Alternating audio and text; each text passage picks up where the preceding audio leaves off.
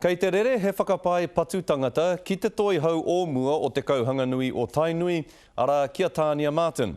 Kei te puta tonu mai ngā kōrero mō tēnei take, engari ko tā te karere i kohe ake ai i tēnei wā, nā te tāhuhu rangapū o Waikato Tainui te whakapae patu tangata nei.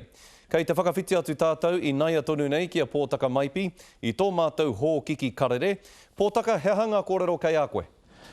Scotty, me matua kōrero ahau. He whakapai tūkino noiho e nei, hoi anō he aiki ngā rongo kōrero kei te hoki atu e nei whakapai ki te marama o hui tangaru i tēnei tau. E whakapai tiana, mahia rā tēnei tūkino i te wā o ngā pōti o te kauhanga nui.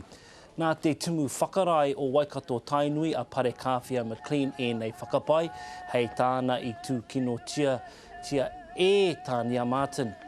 Te toi hau o mua o te kauhanga nui, kaore mātau i te tino marama, he aha ai nā te aha rānei i tūkino tia ai, hoi anō, koira te whakapai. Nō reira pōtaka kei te aha tia e nei whakapai. He ai anō ki o mātau rongo kua tukuna ngā whakapai ki te toi hau o Inae nei o te ara taura a Tom Roa.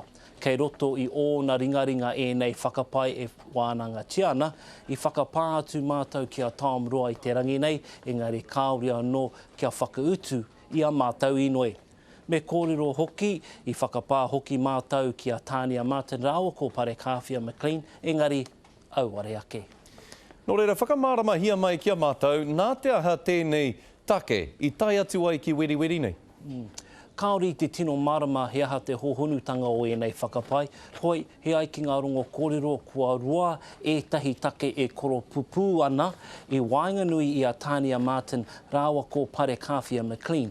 Me te aha, kei te tārewa tonu te tūranga o Tania Martin i runga i te kauhanga nui, kāore hoki mātau i te mōhio, me nā rānei e whai mana tonu ana tana noho, me nā rānei ka āhei ia ki te haere atu ki tā rātou hui a e nei rā whakatā.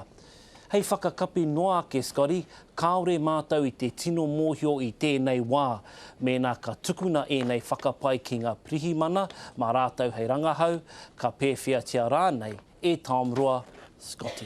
Ka rawe pōtaka mai pi tērā e tiwi me ngā whakamārama mo tērā kaupapa nui.